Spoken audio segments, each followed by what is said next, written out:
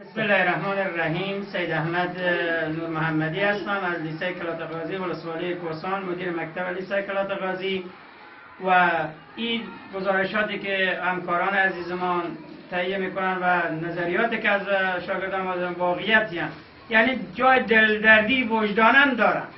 ما شاگرد داشتیم در داخل مکتب، خود به خاطر 5 افغانی که برای کرایه مصارف راه که حساب اموال مصارفی مکتب ما انتقال میدادن از مکتب برگشتن و با همکاری و پیگیری که ما داشتیم ما خود پیگیری کردیم و او شاگرد به مکتب بخواستیم که پیارینا با چشم گریان بیامدن که ما بودجه نداریم که یک نان بخرم.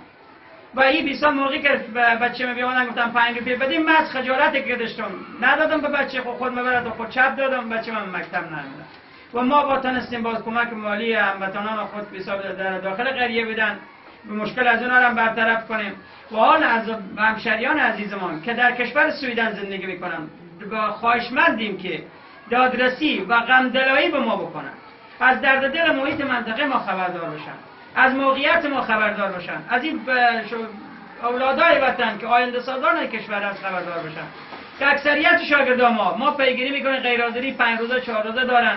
موقعی که ما ملازم خود میکنیم دنبال از آدم خانه ها میبینیم به کارگری گمرک رفتن. از این طفل که از 12 سالگی به کارگری گمرک رفته، آینده از این خود شما بسنجید که چی میشه.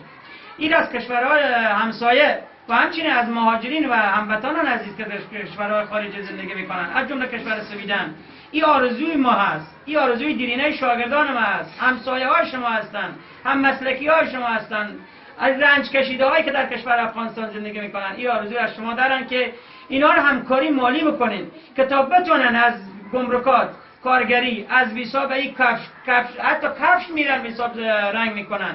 کیسه به صد شاگرد ما که حساب خود ما با چشم خود دیدیم، سیاه، تمام رنج بدبختی که در صورت از او دیده میشه، خود ما گریه گرفتن که این کوش رنگ میکنن. به این خواهش کنم یک کوش.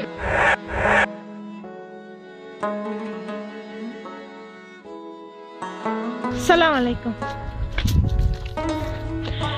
څنګه یا ګرانې خورشه جوړه شاید دا وری ته بیا یې د ستاسو دی خوشحاله یې که یا بد دې ځینې کېږي چې ته مالونه وپیایه؟ ما ډېر بد څه نه کېږي، په دې خوشحاله یم چې ولاړ شم خپل مکتب ته. پلار مې مکتب ته نه پرېږدي. ولې دې نه پرېږدي مکتب ته؟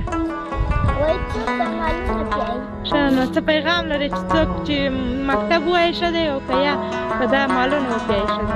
څوک چې مکتب ووایي یا ډاکټر شي یا انجینر شي، هغه څوک ښه شي.